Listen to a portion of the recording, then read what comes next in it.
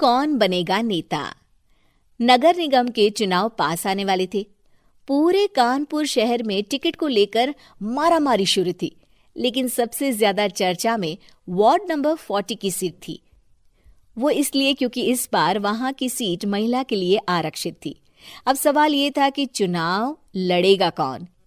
इससे पहले ठाकुर साहब वहां से पार्षद थे और इस बार उन्होंने अपनी पत्नी सीमा ठाकुर को टिकट दिलवाई और ठाकुर साहब की शान के कारण सीमा जी ने 20,000 वोटों से चुनाव जीत लिया।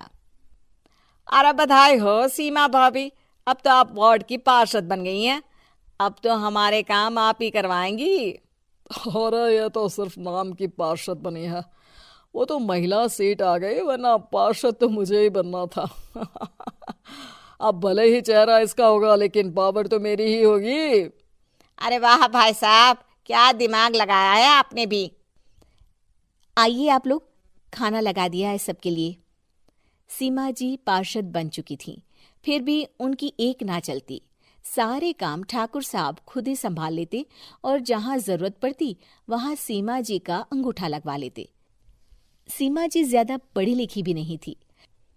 एक दिन ठाकुर साहब और सीमा एक प्रोग्राम में जाते हैं। अरे ठाकुर साहब, आप आ गए। ओहो, पार्षद मैडम भी आ गई हैं। स्वागत है आप दोनों का। लगता है हमारे पार्षद फंड का सही इस्तेमाल हो रहा है। चलिए अब उद्घाटन करते हैं। ये लीजिए ठाकुर साहब कैची, आप ही सबसे पहले प्रवेश कीजिए। सब लोग आगे निकल जाते हैं और सीमा जी पार्षद होने के बावजूद भी पीछे खड़ी रह जाती हैं।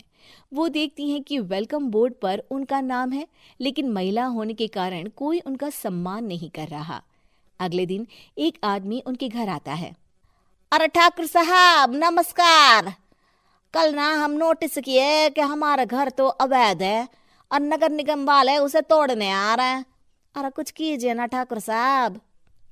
देखो भाई, मैं तो ज्यादा कुछ कर नहीं सकता, पर अगर तुम सबकी जेब गर्म कर दो तो कुछ हो सकता है। कुल मिलाकर 4 लाख लगेंगे। अरे 4 लाख ठाकुर साहब?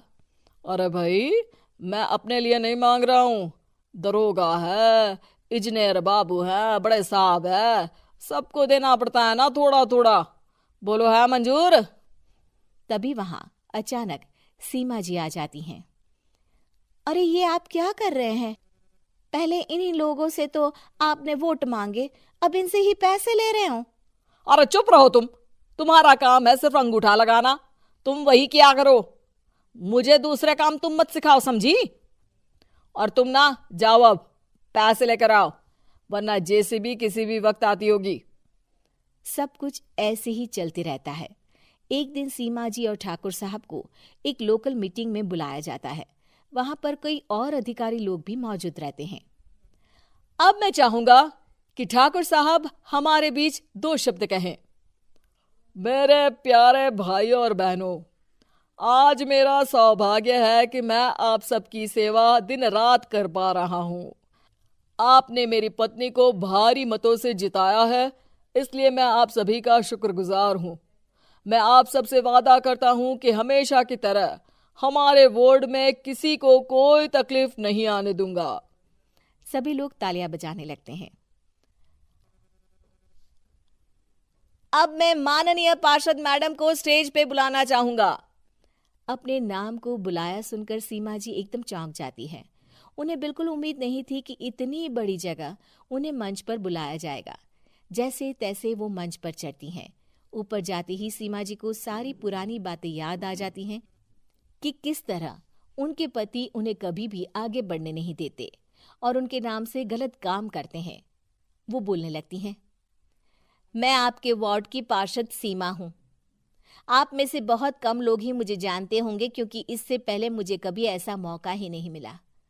सारे मौके मेरे पार्षद पति यानी आपके ठाकुर साहब ही लेते रहे, लेकिन आज ये मौका मुझे मिला है तो मैं इसे ऐसे ही नहीं जाने दूंगी। मैं आपको ये बताना चाहती हूँ कि आपके ठाकुर साहब मेरे नाम की आड़ में गैर कानूनी काम करते हैं, जिस पर अंगूठों के निशान मेरे होते थे। इसीलिए मैं अपनी गलती मानती हूँ और आज अपने पद से इस्तीफा देती हूँ, ताकि आगे से कोई गलत काम ना हो पाए। अब फैसला आप सबके हाथ में है कि आप हमें क्या सजा देना चाहते हैं। सीमा जी की बातें सुनकर ठाकुर साहब के चेहरे का रंग उड़ जाता है और वो शर्म से मुंह नीचा करके वहां से चले जाते हैं और पद से इस्तीफा देकर ही सही सीमा जी अपने आप में आत्मविश्वास महसूस करती हैं।